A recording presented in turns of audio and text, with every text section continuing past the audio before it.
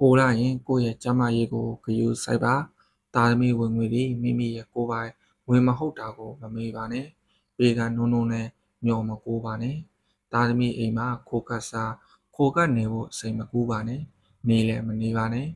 သားသမီးအပေါ်ကိုတစေကုန်းပိုးသူလိုမျိုးမဖြစ်စေပါနဲ့အိုဖို့အတွက်မအိုခင်ကလေးက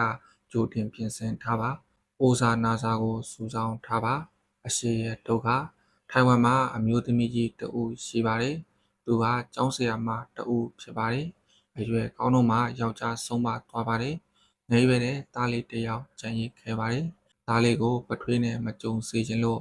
နောက်တအိမ်အောင်မပြူပဲအမေတကူသားတကူနဲ့သားလေးကိုပြိုထောင်လာခဲ့ပါတယ်။သားလေးလည်းအလွန်လိမ္မာပါတယ်။အမေကိုလည်းအလွန်တိတတ်ပါတယ်။ဒီလိုနဲ့ဝင်ငွေနည်းနည်းလေးနဲ့သားလေးကိုရှေ့စုမဆူပြိုထောင်လာခဲ့ပါတယ်။သားကလည်းထူးချွန်တာမို့နိုင်ငံရရှားမှာပညာတော်သင်စေလွတ်နိုင်ခဲ့ပါတယ်။နိုင်ငံခြားမှာသားကလည်းထူးချွန်ပါတယ်။ကျောင်းပြီးလို့အလုပ်ကောင်းပြီးနိုင်ငံခြားမှာပဲအိမ်တော်ပြုတ်ပြီးကိုယ်ပိုင်အိမ်တစ်လုံးဝယ်ယူနိုင်ခဲ့ပါတယ်။မိကလေးတစ်ယောက်ထုံးကားခဲ့ပါတယ်။မိခင်ဖြစ်သူဆရာမကတော့တာဝန်နေနဲ့မူဆရာမအဖြစ်ပဲထိုင်ဝမ်မှာဆက်လက်နေထိုင်ခဲ့ပါတယ်။ဒီလိုနဲ့ဆရာမကြီးဟာပင်စင်ယူချိန်ညီလာပါတော့တယ်။ပင်စင်ယူချိန်ညီလာလေးလေးသားနဲ့မီးလေးကိုတတိယလေးလေးဖြစ်ပြီးသားလေးမိသားစုနဲ့ဘားရောက်နေထိုင်ဖို့စန္ဒာကပြင်းပြလာပါတယ်။အမေဖြစ်သူရဲ့စိတ်ထဲမှာ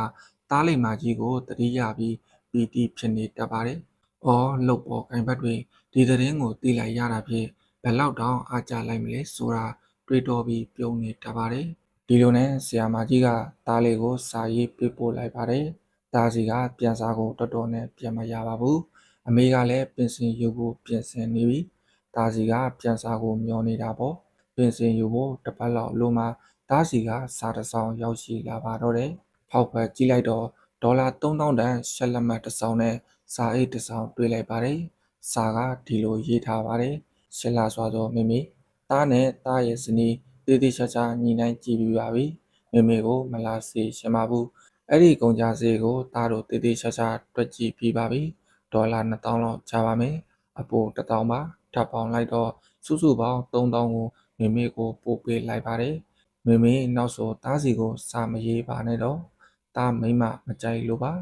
မိခင်ဖြစ်သူကစာစိုးအောင်ဖန်ရင်ကောင်းကောင်းမဖန်နိုင်ခဲ့ပါဘူး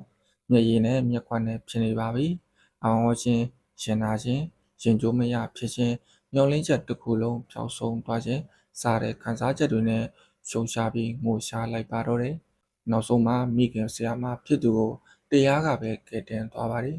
တရားစကားဝင်နေတရားနာတယ်တရားထိုင်နေတော်တော်လေးကိုစိတ်သက်သာရသွားပါတယ်ဒါနဲ့သူမဟာအဲ့ဒီဒေါ်လာ3000ကိုအသုံးပြုပြီးကဘာပတ်ပါတော့တယ်ခရီးတစ်လျှောက်လုံးမှာရှိတဲ့တဘာဝတရားရဲ့လှပစမ်းကြယ်မှုကိုသူမကောင်းစွာခံစားမိပြီးတခုခုကိုအတိဝင်လိုက်တယ်လို့ခံစားလိုက်ရပါတယ်အဲ့ဒါနဲ့သူမရဲ့သားကိုမိမိပြောချင်တဲ့စကားမပြေဆုံးသေးလို့သားစီကိုစာထပ်ရေးလိုက်ပါတယ်သားရဲ့လက်မှတ်နဲ့ပတ်စံကိုထုတ်ပြီးမိမိကဘာပတ်ခဲ့ပါပြီလဲရင်ပတ်ရင်စဉ်းစားရင်ဆိုပါစို့အဲ့လိုနဲ့အတီးတကူဝင်လာသလိုပဲဟုတ်ပါတယ်သားကိုကျေးဇူးတင်ရမယ်တကယ်လို့သားကမိမိကိုပြက်ပြက်တတ်တာစိတ်ကားတဲ့စကားမျိုးမပြောဆိုခဲ့ဘူးဆိုရင်မိမိအဲ့ဒီလောက်တောင်းဝေကတရားမြင်မြန်ရခဲ့မှာမဟုတ်ပါဘူးအခုတော့မိမိနားလေတဲ့အတီးနဲ့တီးသွားပါပြီလောကကြီးမှာအသေးစားဆုံးအရေးရဆုံးအရာမသေးစားမရေရခြင်းဖြစ်တယ်ဆိုတာကောင်းကောင်းကြီးသိသွားပါပြီမေတ္တာဟာအနိစ္စတရားကိုရှောင်ကွင်းလို့မရဘူးဆိုတာသိသွားပါပြီတကယ်လို့သားကမိမိကိုမလို့ရှင်ပဲလာခဲ့လို့အာနန္ဒာနဲ့ခေါ်ခဲ့မယ်ဆိုရင်အဲ့ဒီလောက်ဆိုအလုံးကစိတ်ဒုက္ခရောက်နေလာပါပြီမိမိလည်းစိတ်ဆင်းရဲရပါမယ်အသက်တိုးမယ်အခုတော့မိမိစိတ်ထဲမှာသားဆိုတဲ့အဆွဲမရှိတော့ပါဘူးသားရောမြည်ပါမိမိရဲ့စိတ်ထဲမှာလွတ်ရှာနိုင်ခဲ့ပါပြီကိုမှအရှိမရှိတော့အရှိပြတ်မလို့ရှင်တော်ဘူးပေါ့အလုံးမရှိတော့ဒုက္ခကင်းတာပေါ့ဖြစ်ပေါ်ခဲ့တဲ့အပြောင်းလဲအားလုံးကိုမိမိကြည်ကြည်နက်နက်ကြီးလက်ခံလိုက်ပါပြီကျေးဇူးတင်ပါတယ်သားဇလန်းလေးကတော့ဒီလောက်ပါပဲပညာရှင်တဦးရဲ့စကားကိုတတိယစေပါတယ်မိဘများရဲ့အိမ်ဟာသားသမီးများအရှိန်မရွေးပြန်နိုင်တဲ့အိမ်ဖြစ်ပါတယ်သားသမီးများရဲ့အိမ်ဟာမိဘများအရှိန်မရွေးပြန်ရောက်နေနိုင်တဲ့အိမ်မဟုတ်ပါဘူးကလေးကိုမွေးဖွားခြင်းဟာတာဝန်ပြိုထောင်ခြင်းဟာသဘောဝတရားဖြစ်ခဲ့ပေမဲ့ အားကိုးလိုစိတ်မွေးမြူခဲ့ရင်မဟာအမှားကြီးဖြစ်သွားပါလိမ့်မယ်။အိုလာရင်ကိုယ့်ရဲ့ကျန်းမာရေးကိုအတက်နိုင်ဆုံးဂရုစိုက်ပါ။အိုစာနာစာအမြဲရှမ်းတာပါ။အိုဖို့အတွက်မအိုခင်တည်းက